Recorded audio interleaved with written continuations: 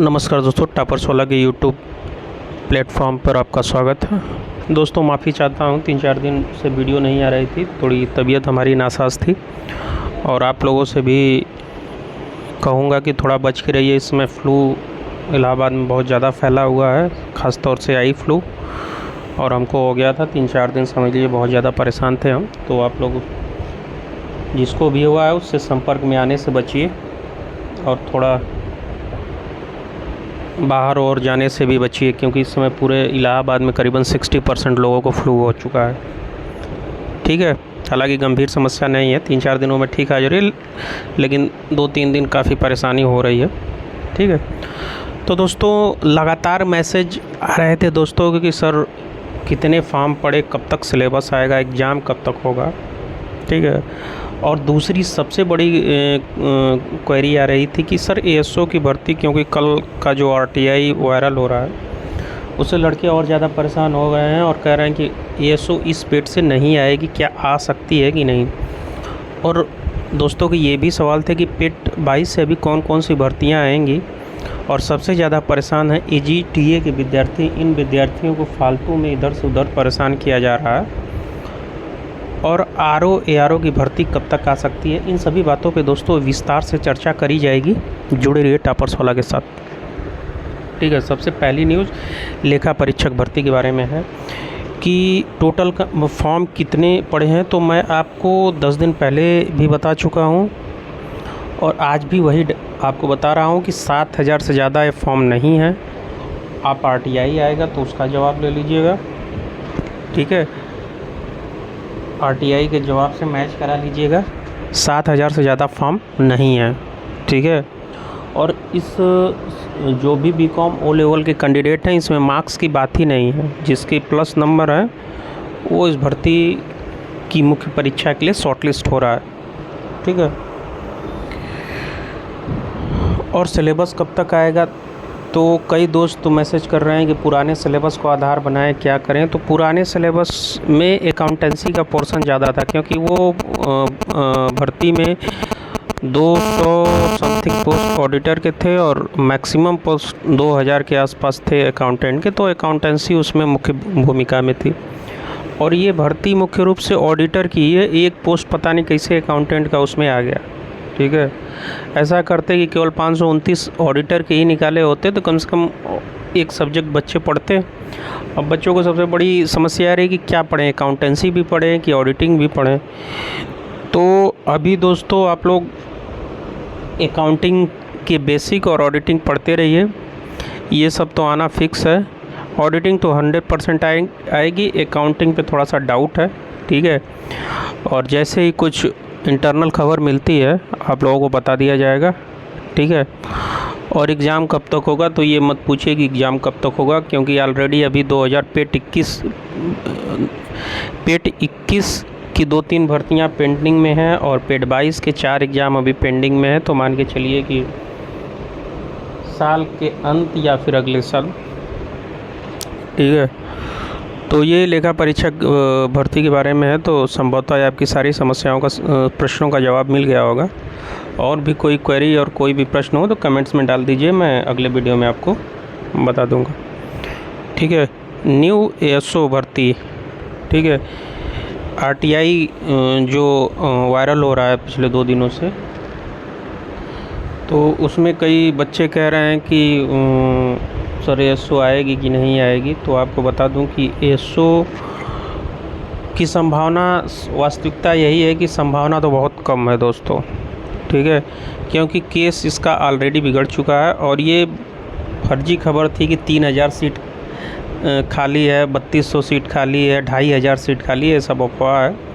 ऐसी कोई प्रामाणिकता है नहीं कि इतनी सीट खाली है। देखिए जितनी सीट खाली है, और सीट 700-800 के आसपास खाली है, तो मान के चलिए कि पूरी सीट कभी निकलती नहीं है। 1000 का अध्याचन पहुंचेगा कमीशन के पास, तो उसमें से 7 ही 800 निकाला जाता है।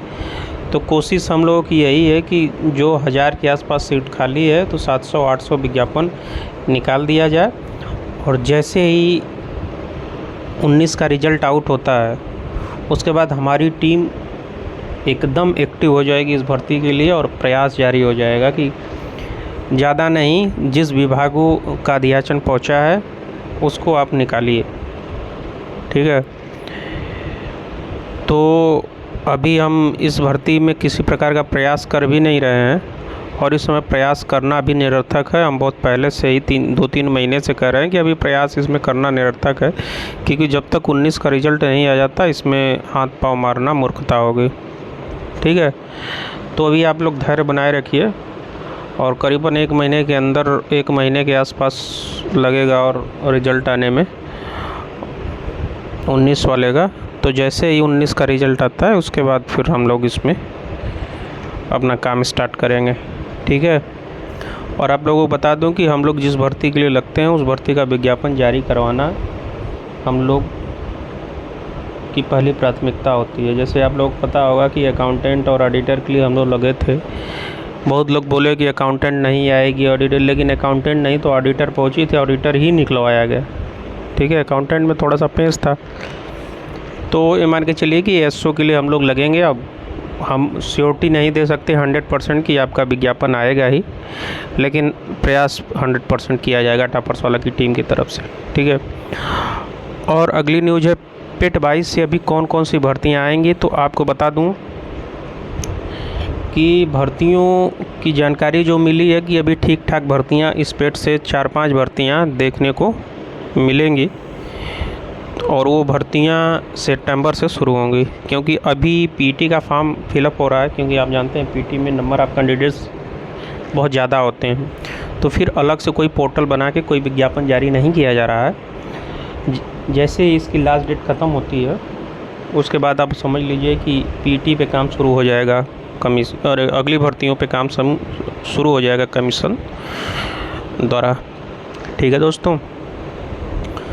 तो ये मान के चलिए कि अभी 5 से 6 वैकेंसी इस पेट से यानी 100% तय हैं और सब कुछ सही रहा तो 1-2 भर्तियाँ आपको नई देखने को मिल सकती हैं जो पहले इस पेट से UPSSC से कभी आई नहीं थी। जैसे ही लेखा परीक्षा की भर्ती जो आई हुई है ये UPSSC से इससे पहले आई नहीं थी। जिस डिपार्टमेंट की आई है 2013 में और 2015 में लोअर PCS लोअर सबऑर्डिनेट लोक सेवा आयोग के माध्यम से निकली थी ये, ठीक है। तो अगली वैकेंसी कौन सी हो सकती है। तो फ़िलहाल अगली वैकेंसी में सबसे ज़्यादा प्रमुखता है आपकी जेई भर्ती की है, ठीक है। तो AGTA वाले विद्यार्थी बहुत परेशान थे, तो कह रहे हैं कि सर हम लोगों की क्या गलती है, सर हम लोगों का बार बार अध्याचन यहाँ से वहाँ किया जा रहा है, हम लोग क्या करें। तो दोस्तों ऐसी स्थिति में हम क्या ही बोलें, क्योंकि अब किस प्रकार का प्रत्याचार किया जा रहा है दोनों आयोगों के बीच में, अब तो विद्यार्थियों को उसमें भुगतना पड़ रहा है। कहीं उस 906 कैंडिडेट को शामिल करने के चक्कर में इधर 900-1000 कैंडिडेट ओवर एज ना हो जाएं, ये डर है AGTA के विद्यार्थियों के साथ कि 906 कैंडिडेट को आपको शामिल करने के लिए 1.5 साल से आप इधर उधर कर रहे हैं। उन 906 को शामिल करने में कहीं ऐसा ना हो कि 906 जो पेट दिए हुए हैं वो बाहर हो जाए ओवर एज के चक्कर में।